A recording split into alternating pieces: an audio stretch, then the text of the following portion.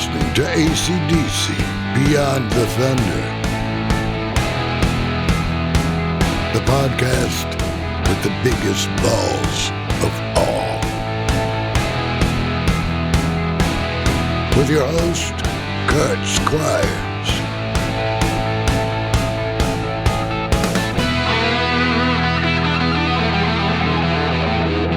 It's time to rock.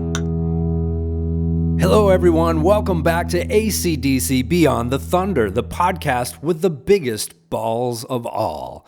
And speaking of balls, it's time to play ball with yet another extraordinary fan of this Rock and Roll Hall of Fame band with none other than the Hall of Fame Major League pitcher himself, Trevor Hoffman. And for those of you out there listening who may not be baseball fans, Trevor Hoffman was the first player in Major League Baseball history to reach not only 500 saves, but eventually 600 saves mark, a milestone achieved during his 15-year career, predominantly with the San Diego Padres. And speaking of San Diego, we're here with Trevor in the Hoffman household in sunny San Diego, which just so happens to be one of my all-time favorite cities in the country. And if you're asking yourself, just how does Trevor's story fit into our AC/DC podcast? Well, as you may know, our goal is to always throw our audience a curveball by showcasing the impact AC/DC has had on our culture in so many different ways. And if you don't know his AC/DC connection, you're about to find out. Trevor, thanks so much for having us here in your home. I'd like to start off by talking about your father, Ed, who was a Marine. He fought in World War II, came home and earned a living as a postal worker, but also employed by the California Angels as a singing usher. What in the world is a singing usher? Singing usher is a guy that comes into the pinch when the regular person gets stuck in I-5 traffic trying to get to Anaheim Stadium. So Dad was an usher at Anaheim Stadium, and they knew his background. He'd actually worked with Gene Autry on some stuff, and he being the owner at the time, found out that Ed was a part of his staff, and whenever they got in a pinch, and now so they schedule him at other times too, but they asked him to sing the national anthem. He'd go down in his usher suit, and so he was known as the singing usher. That's a pretty fun gig. How impressionable was that on you as a kid? Just couldn't be more proud of what Dad was doing. Always scared to death he was going to forget the words, but he was a professional. It wasn't like he was just slapdicking it up there and trying to get it done. He was a former Marine, patriot of his country, and sang it with a lot of pride and conviction. And so it wasn't just a song. It was more of the fabric of his life, in a sense, that he was going out there and doing it for. So you were brought up here in California. Did that automatically make you an Angels fan? I was. That was, the team we went and watched more than anything. We didn't go up to LA and watch the Dodgers. It was the Angel games because that's where Dad worked. But, also having an older brother that was about 9.5 years older than I was, and signed out of high school at 17. I'm 7 years old, and I got a brother that's going and playing in Fenway Park for the Boston Red Sox. So I was kind of split. I was an East Coast Red Sox fan, West Coast Anaheim fan, and stuck with blood when those two hooked up. But definitely fan of both. Being from New England, I was and still am a diehard Red Sox fan, but curiously, I was also an LA Dodgers fan, mostly because of first baseman Steve Garvey, who eventually became a fellow San Diego Padre. So my allegiance to the Padres began when he joined the team back in 1983, so I could totally relate to that East Coast, West Coast thing. So you have one brother playing in the major leagues for the Red Sox. You also have another brother who, along with your father, combining his love for baseball and music, all of these guys obviously influencing your career in baseball. But so which brother influenced you off the baseball diamond with their taste in music? Both of them. I have another brother that's 14 years older than I am. And so, their 8 tracks would get laid around, and I'd stick those and listen to the Beach Boys and try and get everything I could out of all the stuff that they were listening to. So I was into classic rock way before I probably should have been, and listening to it at the right time. But no doubt AC/DC was part of their repertoire, and when you wanted to get amped up and get rocking, it was definitely AC/DC that was put in. Me as well. I owe everything to my older brothers for bringing AC/DC into our home growing up. Classic rock, the whole 9 yards. So mom and dad allowed this quote unquote devil worshiping band to be played within the Hoffman household? It wasn't necessarily in the household, but it was maybe in a cassette in the car that we'd hear it. So mom doesn't really know some of the lyrics, so we kind of stayed clear of that. I don't even know if she still knows what Hell's Bells is all about with the whole entrance I go through, but I know she's kind of a little prim and proper, a little worried about that stuff. We'll definitely be getting into that song here in a minute, and we're certainly glad your mom never had the chance to take AC/DC away from you, or we might not be sitting here talking. So you're listening to AC/DC via your older brother's super high-def 8-tracks. What was it about AC/DC that you connected to the most? The energy, and I had no clue of who they were, how they performed, anything. It was just the sheer sound of the music. Yeah. And I was just kind of blown away that it woke you up. It wasn't where you just kind of got led into something. It was immediate, and it was hard, and it was in your face, and it was let's get going. And so that was kind of my first initial reaction, was that there's no limping around when you put them on. Yeah, I mean, which is not unlike your pitching style, and probably why you have the highest career strikeout rate of any reliever in Major League history. There's no messing around. You come in, you do your job, fastball right down the middle. So mom never saw the Highway to Hell, or If You Want Blood 8-track covers with Angus donning devil horns and blood spurting out of his mouth? A lot of it was kind of scratched off. So I don't know if mom did kind of get to it and figured out what she wanted to do, as far as, I'm not going to take it away, but I'm not going to let you see some of that stuff. I don't know, but right. Yeah, I think the graphics, but it was rock and roll. That's kind of what all the artists were really about. You go to Ozzy and Black Sabbath and all that stuff was pretty hardcore. AC/DC was right there with them, as far as, we're here to rock, and get on board. And scare people. Following in your family's footsteps, you signed to the minor leagues in the late 80s, selected by the Cincinnati Reds, and eventually became a reliever for Cedar Rapids, Chattanooga, and Nashville. And one thing I love about minor league baseball are the team names. They had these ridiculously fun mascots like the Lugnuts and the Isotopes and the Biscuits.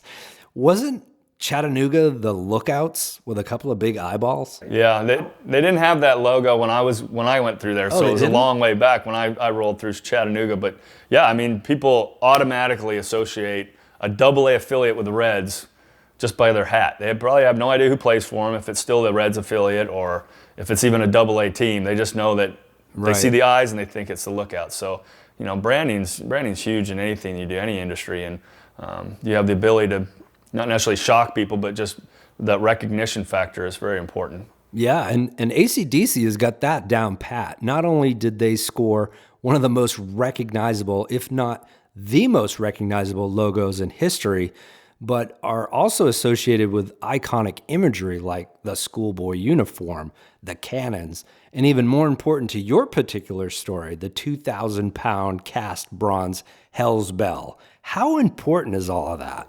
Well, I think it adds to the theater. It's not just music. It's something that you have the ability to associate with. And, for the lack of a bell being dropped in the middle of the stadium when I come in, other than maybe on the big screen, that's a show in itself of me just getting to come in out of a bullpen. So to have those props, in a sense, when you get to go to their concert and here they come rolling out and the lights go and focus in on it. I mean, it's theater at its best, and I guarantee you, it gives me goosebumps when I throw open the bullpen door to come into the stadium. Yeah. I couldn't imagine being an artist and being Angus and playing in front of millions of people over the years, and how charged you must get every time. Absolutely. Okay, so we're obviously creeping into how AC/DC has significantly influenced your life, so we might as well get into it. In 1993, you're traded to the San Diego Padres, and by the latter half of that decade, you're just killing it. Cy Young Award, National League Most Valuable Player, you pass Raleigh Fingers in all-time saves, and then the fateful 1998 season rolls around, and you begin entering save situations in Padres home games out of the bullpen. to AC/DC's Hell's Bells. It's playing over the whole stadium sound system, and it becomes known as Trevor Time. Was that your idea, given your love for the band at an early age? It was a little help from the entertainment department, be honest with you. It was close to The Wild Thing and the Major League Baseball movie Right. with Charlie Sheen. And so they were kind of looking for something to kind of, Wild Thing when the doors would open up and kind of recreate that a little bit in San Diego. And one of the guys came down and goes, look, I think, I got a song by AC/DC, Hell's Bells. Have you heard of it? I go, yeah. Because I think it'd be really cool. I go, yeah, go for it. Let's try it. And sure enough. Let me cut you off right there just for a second. So describe that first game in which you incorporated this classic AC/DC song into the Trevor Hoffman lexicon. What was the reaction you received in the stadium filled with baseball fans? Describe that to us. It almost locked people up because at Qualcomm, or the Murph, Jack Murphy, you just come off of the mound that's right down the left field line and you come rolling in. And so as soon as I turned and started going towards the mound on the field, they hit the first bell and it was off. It's like it woke people up. Are we in church? What's going on? and then it just rolled into it, and it became just a euphoric applause as they caught on to the song and what was going on. And it was immediate that they gravitated to the song and developed it as one of their own theme songs out here. That's awesome. And during the rest of your Major League Baseball career, Hell's Bells becomes synonymous with the name Trevor Hoffman. Did you ever feel right then and there that this would be your signature song? No chance. No chance. I think partly because you get so locked in on what you're doing, and just the fact that as far as pitching and being associated with a legendary band like that, just to have the opportunity to do it is more than enough. But to be associated as I am to that song and to a tremendous group is completely an honor. And you never think it's going to go big time like it does in a baseball game, like when I get to come in. I mean, they're using it in football games now, and guys are getting ready to kick off, and before a third down, trying to get the defense riled up. But telling you, there's nothing like it in sports when they play the song before a guy comes in.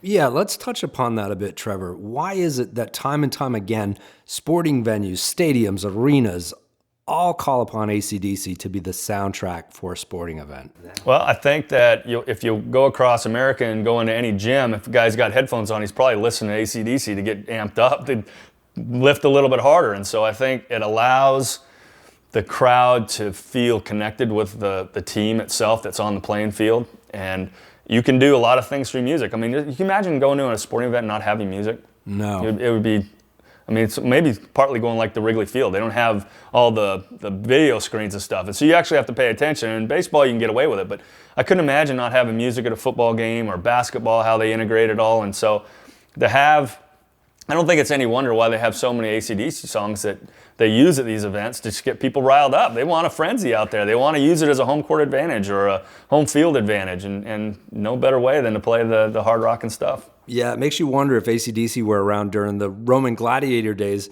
if they would be the house band at the Coliseum. I think they're going to remake Gladiator, and they're going to Russell Crowe's going to come in to some new stuff. But yeah, you're right. They definitely get it riled up. Take us for a behind-the-scenes experience of right before you take the mound. You're warming up in the bullpen, the game's on the line, you know you're about to take the field when you hear the first tolling of AC/DC's Hell's Bells. Describe how that song has influenced you. It's an immediate charge. You can be not feeling very good, you could be under the weather, you could be maybe overly hyped up, and it has a way of constantly bringing you back to right where you want to be every single time. And so it's comforting to know that it's coming, and it's comforting to know there's a routine that I get to go through. So I don't know if that's the same way as what the band goes through when they wait for in their set and that song's coming. Do they kind of get certain feelings before it starts? Sure. But for myself, I know that the minute my foot hits the ground running and that first bell hits, it's almost a calm within the storm, almost like the lyrics in the song, to be honest with you, Rolling Thunder. But I'm so locked into my routine that I don't really listen to words. I have my checkpoints. All right, I need to toe the rubber. I need to get about 4 pitches in here and, get through the routine and then move into what I'm trying to do. But, I wish everybody had an opportunity to experience what I get to experience. I couldn't imagine what it would be like to play music in front of a bunch of people.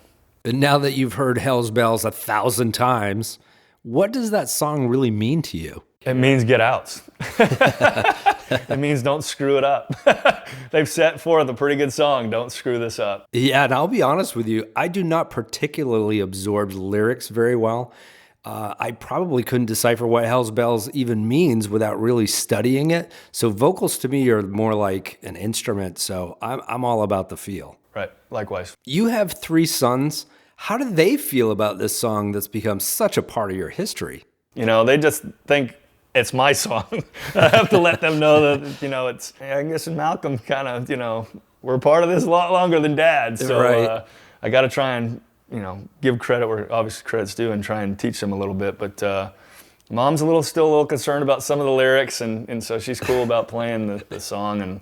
But singing, we kind of TNT's about as far as we've gone with the boys so far. Nice. So for the folks listening at home, we're sitting here next to an awesome wall display of every single game-winning baseball that you've ever pitched and some incredible personal baseball memorabilia.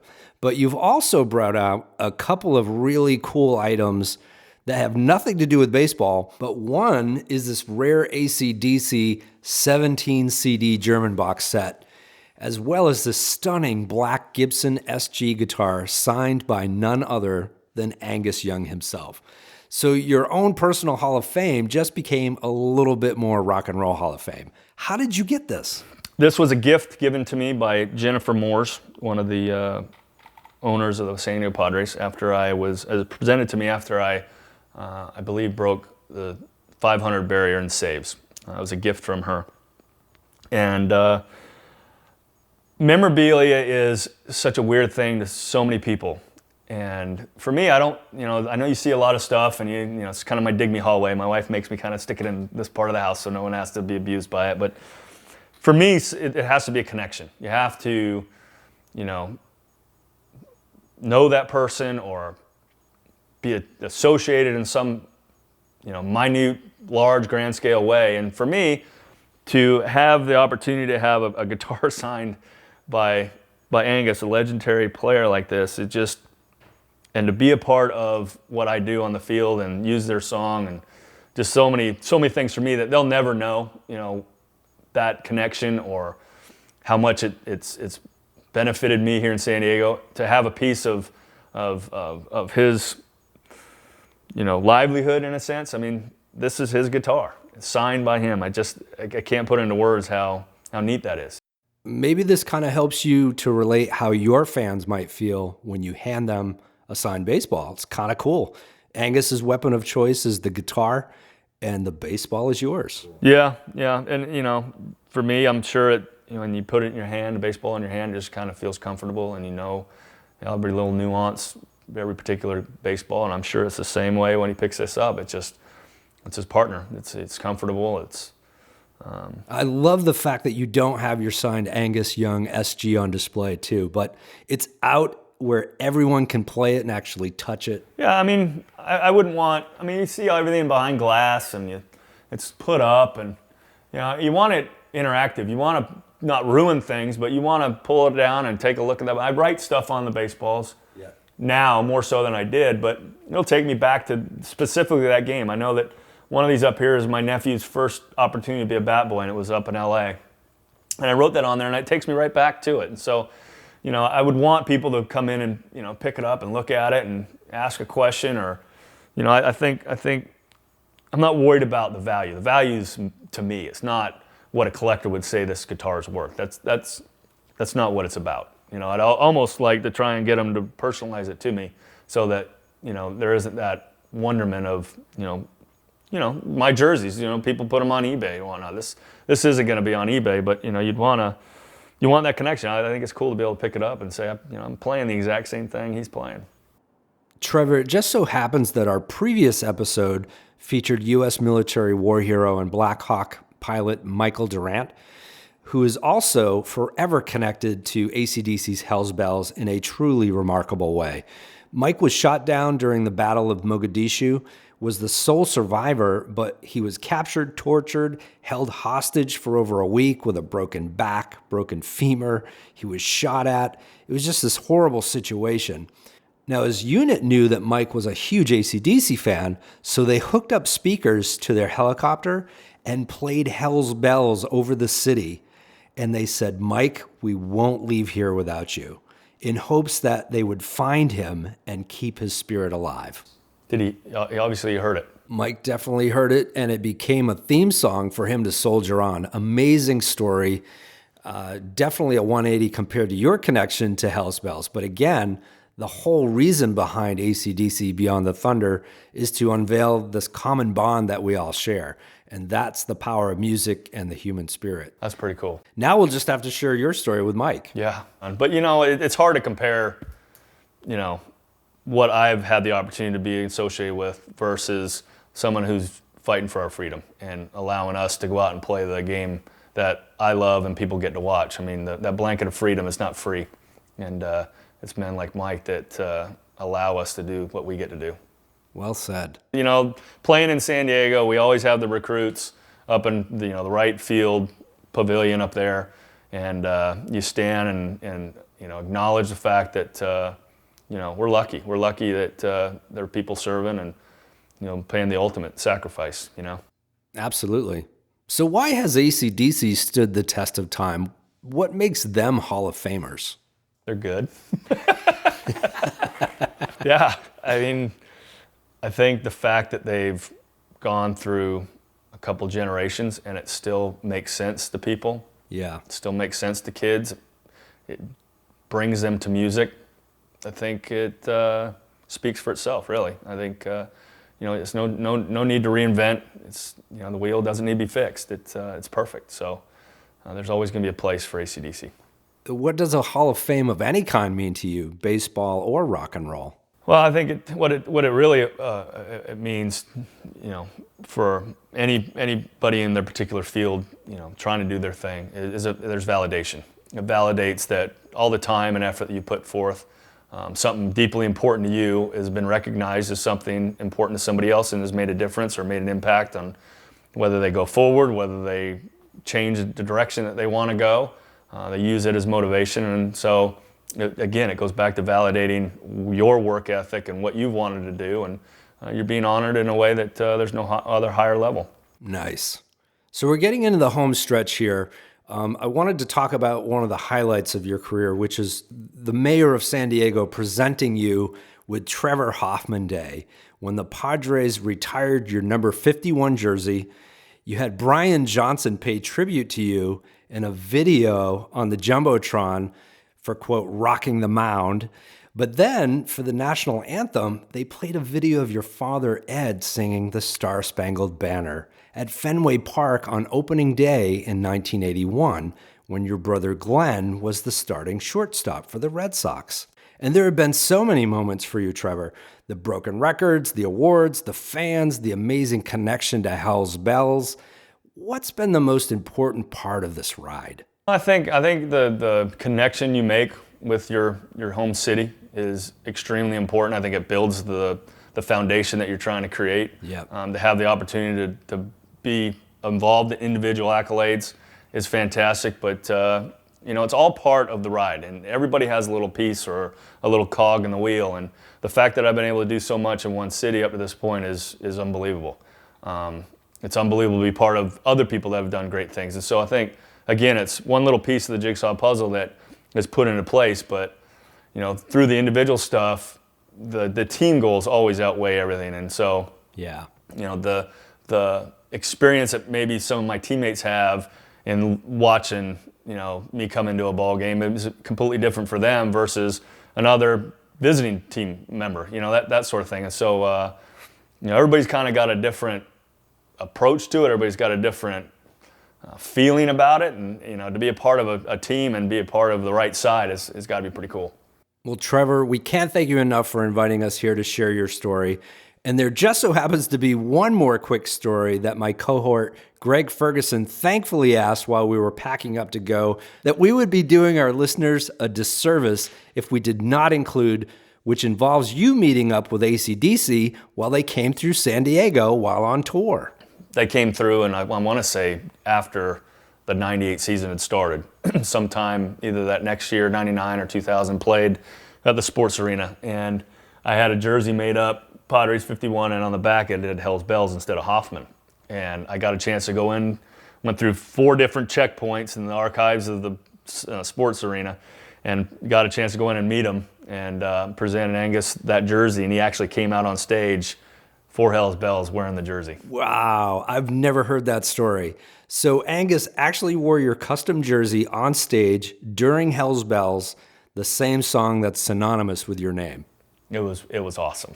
So talk about the interaction you had with the boys backstage. Yeah, I was obviously very nervous. Didn't know if they knew anything about baseball or what the significance was for me in meeting them and why this jersey. And someone had said that they'd been prepped a little bit as far as, you're in San Diego and this guy goes out at one of your songs and, right, he'd like to come meet you or whatever. But they couldn't have been nicer. It was close to game time, so I think they were getting in their mode. It was definitely full of smoke. I mean, they liked their smags, right, which is cool, but it was just a brief encounter. It was, again, saying thank you. I appreciate you letting me use your song. I don't know if you have to, or I know there's other artists that don't appreciate that connection with some of them. But said, I hear you doing good things with our song. It was simple and pretty special. I love the fact that you referenced their concert as game time. I mean, the guy Angus goes out and rocks for 2 hours straight. He doesn't just flip a switch. Yeah, and hopefully it showed them how you've benefited from their music. Yeah, we've all benefited from their music. Okay, Trevor, so it's the bottom of the 9th, 2 outs, bases loaded, full count, and your final question is, if you had to describe AC/DC in one word, if you can, what would it be? Thank you. Thank you. AC/DC Beyond the Thunder theme song, Trailer Trash, written and performed by Gannon Arnold. VO talent by Bruce Jacobson. Cinematography and sound recording by Greg Ferguson. Edited and mixed by Eric Kiel. Brand ambassador and marketing guru Gino Bona. Written, directed, and hosted by Kurt Squires. Produced by Gino Bona, Greg Ferguson, Eric Kiel, and Kurt Squires. AC/DC Beyond the Thunder is a Squires LLC current motion production. Copyright Beyond the Thunder podcast, all rights reserved. This has been a Nat Attack presentation. Shazbot. Nanu Nanu.